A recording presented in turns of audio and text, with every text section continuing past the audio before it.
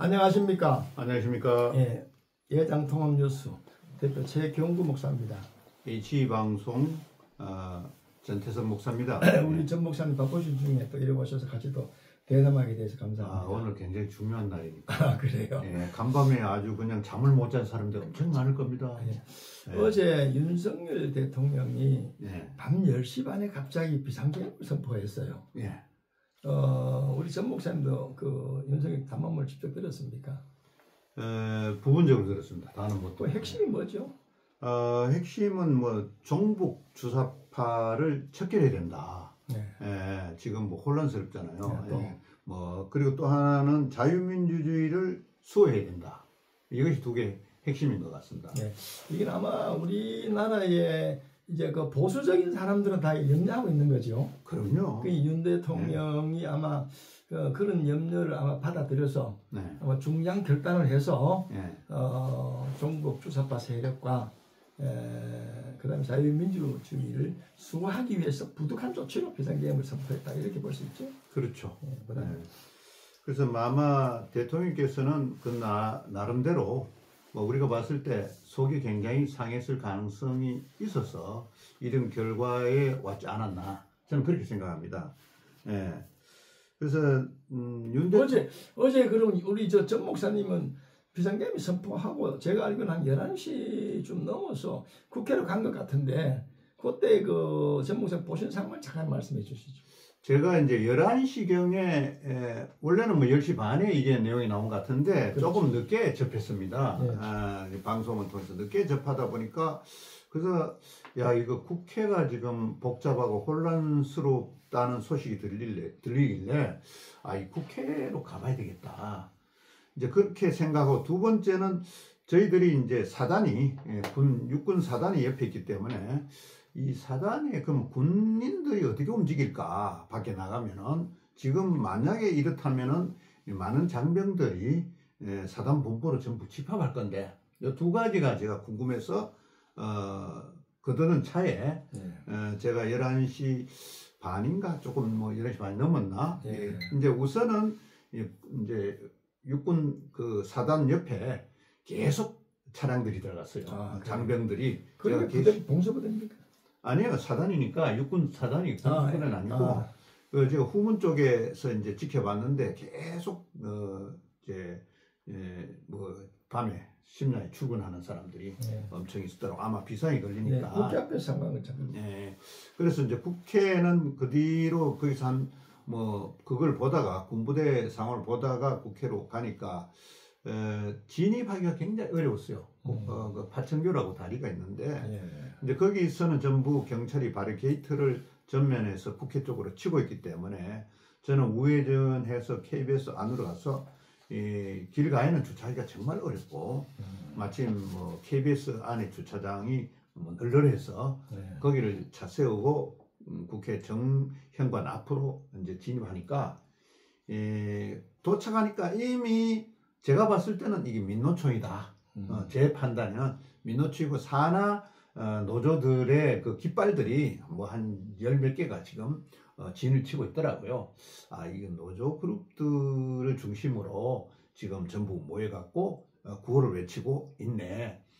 그러면서 한쪽에서는 또 뭐 상대방 대표를 비방하는 또 목소리가 들리기도 하고 그 목소리보다는 이제 대통령을 향한 목소리가 조금 더 많이 나오죠. 왜냐하면은 민노총 그룹들이 와 있었기 때문에. 그래서 주위에 저는 양쪽에 남북으로 바리케이트 쳤기 때문에 국회 정문 앞에 다 막아놨기 때문에 왼편 들어오는 차들은 차선 다 막았기 때문에 굉장히 사람이 복잡할 줄 알았어요. 근데 막상 가보니까 사람이 그렇게 많지가 않았어요. 이쪽에 광장 쪽으로, 여의도 광장 쪽으로는 탁 오픈돼가 차도 댈 수 있고 사람도 널널했어요. 굉장히 많은 사람이 왔다는 생각이 안 들어요. 그러나 핵심들, 노동자 핵심들이 중심이 돼서 뭐 과음 지르는 소리는 제가 청취를 했습니다. 그러면 윤석열 대통령이 어제 계엄을 밤 10시 반에 경위 선포를 했어요. 그래서부터 이제 오늘 새벽에 이제 0시 40분에 2시간 37분 만에 국회에서 네. 계엄 해제 결의를 했습니다. 네. 그까지에 제가 한번 그 경과를 말씀 한번 드려볼게요. 네. 10시 반에 계엄이 선포되어 가지고 사람들 좀 당황했죠. 네. 그런데 이제 국회에서 또 긴박하게 또 국회의원들이 움직이더라고요. 움직여가지고 특별히 그 야당은 뭐 거의 다 국회를 집합한 것 같아요. 네. 갑자기 소집했는데 그리고 네. 어제 190명이 포결에 참여했다는데 190명이 다 찬성을 했어요. 네. 그런데 그 가운데 그 민주당이 172명, 네. 그리고 국민의힘이 한동훈 계열, 네. 신한 계열이 18명이 참석했답니다. 예. 그래가지고 거기서 계엄 해제 무효, 계엄 해제 결의를 했답니다. 네. 근데 이게 지금 헌법 75조 5항에 보면은 국회 제적 과반 결의로 계엄 해제를 결의하면 대통령은 해제해야 한다. 네. 이런 규정이 있더구만요. 네. 그래서 국회에서 계엄 해제 결의를 했어요. 2시간 반 정도 걸려서. 네. 그리고 그때 이제 군인들이 이제 국회를 이제 모여들었는데 네. 공수부대도 이제 왔다 그래요, 사실은. 근데 뭐 제가 듣기로는 군인들이 큰 어떤 계엄군으로서 역할은 하지 않은 것 같습니다. 네. 그래가지고 국회가 결의하자마자 공수부대가 철수하게 됐고요. 네. 그런 충돌은 없었던 걸로 알고 있거든요. 그렇겠죠. 이번에 예. 아주 큰 다행히 민간인들하고 충돌이 없었다는 게 큰 다행으로 생각합니다. 네. 그래서 새벽 4시 반에 이게 계엄을 선포하고 6시간 만에 네. 해제를 했습니다. 네. 윤석열 대통령이 국회가 계엄 해제 결의를 했기 때문에 네. 법에 의해서 네. 그 해제를 받아들였어요. 네. 그런데 어떻게 생각하면 윤석열 대통령이 뚝심으로 그 국회가 결의한 걸 안 받아들이고, 네. 왜냐하면 국회가 모이기 전에 그 포고령을 발동했거든요. 네. 10시 반에 포고령 발동하면 모든 집회를 할 수 없습니다. 그렇죠. 그래서 일부 측에서는 집회를 할 수 없는 포고령을 발표했는데 국회에서 모여서 이런 결의를 할 수 있느냐, 이 네. 말까지 있었어요. 네. 만약에 그래서 윤석열 대통령이 뚝심을 밀어붙였다면은 네. 아마 큰 충돌이 일어났을 거예요. 그렇죠. 그 점은 네. 윤석열 대통령이 다행히 네. 민주주의 국가에서 그걸 받아들였다는 데에서는 굉장히 좀 감사하게 생각합니다. 네. 그리고 그러면 윤석열 대통령이 왜 뜬금없는 비상계엄을 선포했을까? 네. 그것도 제가 한번 살펴봤어요. 네. 그런데 지금 제가 보니까 이제 그 현재 우리 그 정치 그 상황을 한번 살펴보겠습니다. 보니까 야당 이석이 한 190석 되잖아요. 그렇죠. 192석. 그러고 뭐 여당은 뭐 110석 되고요. 네. 이래 되니까 야당이 과반이 훨씬 넘어버렸어. 그렇죠. 그리고 뭐 3분의 2가 될 정도가 됐잖아요. 네. 그러니까 대통령이 할 수 있는 일이 없습니다. 그렇죠. 네. 그리고 연이어 검사들 탄핵을 시키고 네. 사법부를 부정하는 듯한 자기들에게 유리한 결정이 나오면 받아들이고 또 불리하게 나오면 사법부에 대해서 막 탄핵 운운하면서 나오니까 야, 이게 참 정치적으로 굉장히 불안하다 하는 그런 생각이 들었고요. 그 대통령이 할 수 있는 일이 없다. 두 번째는 국민의힘 한당원 대표하고 이 손발을 다 맞추게 되는데 네. 굉장히 엇박자가 나기 시작했습니다. 얼마 전부터. 그렇죠. 그렇게 윤석열 대통령하고 한동훈 대표하고 이 엇박자가 자꾸 일어나니까 뭐 최근에 뭐 댓글 문제도 있었잖아요. 그렇죠. 이래가지고 거기서 윤석열 대통령은 이 국민의힘 자기 여당에서 나를 도와주지 않는다. 아마 여기에 대한 그 불안이 더 있었지 않느냐. 당연히 있겠죠. 예, 있어요. 그 다음에는 내년도 예산이 총 지출이 677.4조 4천억이라네요. 그런데 이게 673.3조라 이 2조 4천억이 네. 그 예비비에서 4,800억하고 총 깎인 게 뭐 2조 한 4천억 좀 깎였다 그래요. 네. 그래서 쭉 보니까 뭐 대통령 특활비가 82억에서 이제 그 제로가 됐고 검찰 특경비 검찰비가 또 580억이나 제로가 됐고 감사 특경비하고 원 특활비가 80억인데 이것도 제로. 검찰 특경비하고 특활비가 치안활동비 이런 것들이 32억원대 땡이 됐고요. 동계 가스 개발 비용 대왕고래 프로젝트에 586억 원인데 8억 원만 책정되고 전공이 지원 사업이 3,678억인데 2,747억으로 깎였다는 거예요. 자, 그러니 국가를 운영하는 대통령으로서 할 수 있는 일이 없다. 예. 자, 이러니까 국유지책으로 대통령은 자기 나름대로 뭐 이렇게 하는 것이 국가를 위한 일이다. 예? 전부 이게 뭐 이 현재 정치가 종북 주사파 그들의 영향이 크지 않느냐 이렇게 해서 아마 세파를 좀 살라고 한 것 같습니다. 예. 그런데 사실 뭐 어떻게 지금 생각하면 이제 좀 실패했다고 볼 수가 있죠.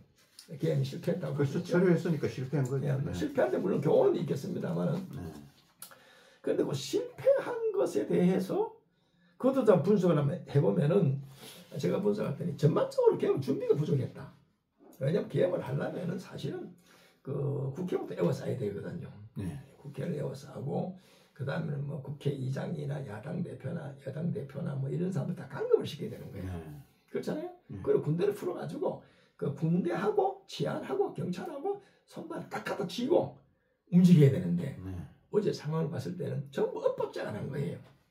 그렇잖아요. 또 내가 듣기로는 뭐 국무회의를 했다 그래요. 국무회의를 해가지고 이 개헌을 선포를 하는데 제가 알기로는 국무위원들이 거의 다 반대를 했답니다. 그런데도 윤석열 대통령이 밀어붙였고 강행을 했다 하는 그런 말이 들려요. 그래서 이 앞으로 윤석열 대통령이 상당한 그 어려움을 처하게 됐습니다. 뭐 야당에 벌써 대통령 사임해라. 그럼 오늘 뭐 얘기 들으니까 뭐 190명이 탄핵을 발의하는 그 안을 냈답니다. 그게 상정을 했다 그래요. 그래서 내일 모레 새벽에 1시쯤 돼가지고 통일을 한답니다. 190명이 있으니까 이제 여당에서 한 10명 이렇게 좀 도와주면은 그렇죠. 탄핵이 되잖아요. 8명이 부족하니까. 참 불행한 이 일이 지금 생겼어요. 지금 한동훈 쪽에 아까 뭐 12명이 참석했나? 이 숫자가 좀 그 신경이 쓰이네요. 18명이 참석한 인원 숫자가 아무래도 그쪽으로 표가 갈 가능성이 있을 수 있겠다. 자, 그렇게 되면 수순이 탄핵으로 간다라고 보여지지 않을까 싶은 생각이 듭니다. 물론 뭐 탄핵을 국회에서 발의한다 해도 결정은 헌법위원회에서 하잖아요. 헌재사죠. 헌재에서 하니까 거기서 이제 뭐 한 2개월, 3개월 걸릴 겁니다. 그때가 직무가 정지되고 이제 국무총리가 대행을 하잖아요. 경과를 좀 지켜봐야 되겠습니다만 어쨌든 윤석열 대통령이 참 오판한 것 같습니다. 비상계엄을 선포했을 때 국민의 공감이 돼야 되고 또 손발이 다 맞아야 되잖아요. 지금 봤을 때는 그 손발이 맞지 않는 상당히 엇박자가 났단 말이야. 자, 그래서 앞으로 이제 어떻게 될 것인가. 이제 뭐 야당은 야당대로 이렇게 움직이고 있고요. 또 여당은 또 윤석열 대통령이 탈당해라. 아마 친한계 중심으로 그런 소리 나온 것 같습니다. 뭐 대통령이 뭐 당적을 안 가지는 거는 뭐 그건 뭐 있을 수 있는 얘기니까 그런 큰 문제가 아닌데 이 탄핵 쪽으로 표를 몰아주고 또 이 직무가 정지되고 이러다 보면 대통령 수행을 몇 달이고 뭐 얼마간 못 한다는 그 개념이 국정 운영에 굉장히 큰 차질이 올 수가 있고 또 대통령으로서 신뢰도 많이 떨어지고 국민들도 불안하고 이렇게 되면은 그러니까 결국은 전국이 혼란의 길로 가지 않을까 하는 것이 이것이 좀 우려돼요. 우리 1부는 이렇게 마치고요. 2부에서 뭐 또 진행을 계속 해보도록 하겠습니다. 감사합니다. 네, 감사합니다.